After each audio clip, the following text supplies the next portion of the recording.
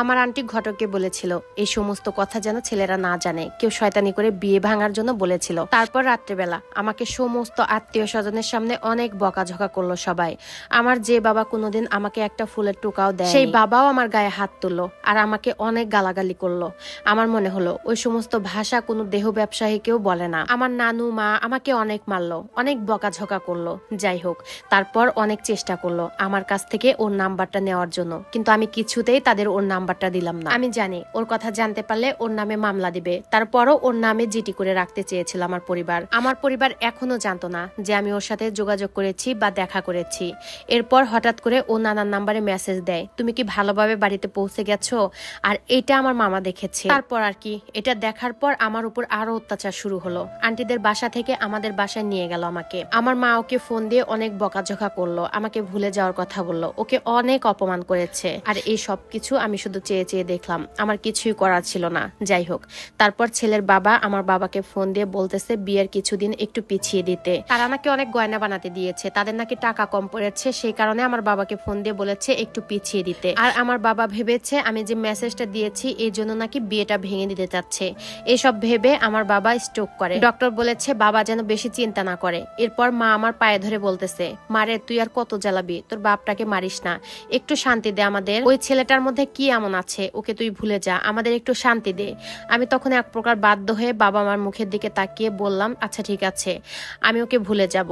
তোমরা যে ছেলের সঙ্গে বিয়ে ঠিক করেছো আমি তাকেই বিয়ে করে নেব। আর এদিকে আমার নানু যে কত কবিরাজ ধরেছে, কত রকমের পানি পড়া, কত রকমের ফু যে আমাকে দিয়েছে তা হিসাবের বাহিরে।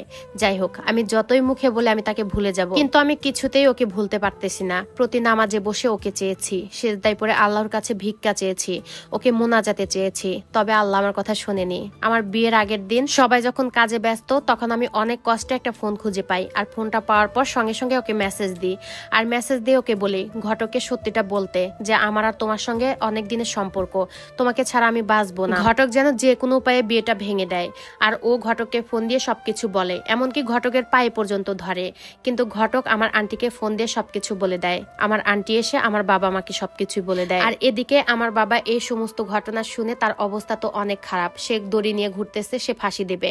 অনেক কান্নাকাটি করেছে, আমি বাবার পায়ে ধরে অনেক কান্নাকাটি করেছি, অনেক মাপ চেয়েছি। তারপর আমার বাবা কিছুটা শান্ত হয়। আর এর মধ্যে আমার আন্টি ওর নামে 3টা মামলা দেয়, একটা হচ্ছে নারী নির্যাতন, একটা হচ্ছে সাইবার অপরাধ, আর একটা বিয়ে ভাঙার জন্য। আমি জানতামই না। যাই হোক, আমি কান্নাকাটি করতে করতে অজ্ঞান হয়ে গেছি, আমাকে হসপিটালেও নিয়ে যায়নি।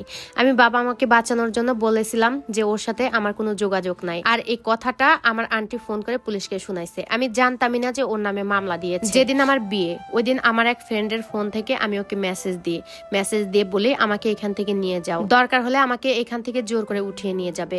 আর যদি পুলিশ আসে পুলিশের সামনে আমি তোমাকে জড়িয়ে ধরে রাখবো আর বলবো তোমাকে আমি অনেক ভালোবাসি, তোমাকে ছাড়া আমি বাঁচবই না, তোমার গায়ে আমি একটা টোকাও দিতে দেব না। কিন্তু আমাকে এবার আর বিশ্বাস করলো না। ও ভেবেছিল ওই দিনের মতো আমি যদি তাকে চিনতে না পারি, সবার সামনে যদি আমি বলি আমি ওকে চিনি না, ওর সাথে কোনো আমার যোগাযোগ নাই, এই ভয়ে সে আর আসলো না। আর এদিকে আমারও বিয়ে হয়ে গেল, এখন আমি অন্যের বউ।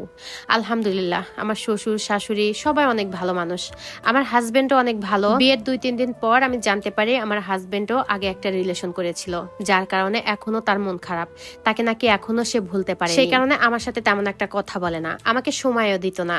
ওই 2-1টা যখন দরকার হতো তখন একটু কথা বলতো, তাছাড়া কথা বলতো না। আর এই সমস্ত কথা আমার পরিবার কিভাবে যেন জানতে পেরে যায়। আর এগুলা জানার পর আমার পরিবার আমাকে এখান থেকে নিয়ে যেতে চায়।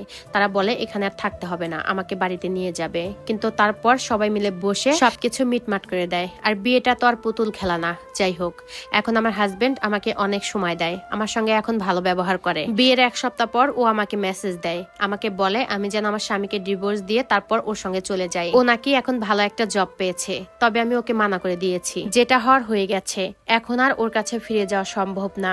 আমি আমার জীবনটাকে নতুন করে সাজাতে চাই। অনেক কষ্ট হবে জানি আমার, তারপরেও কিছুই করার নেই। ওর কথা কথা ভাবলেই আমার অনেক বেশি কান্না পায়, অনেক বেশি কষ্ট লাগে। তারপরেও আমার আর কিছু করার নেই।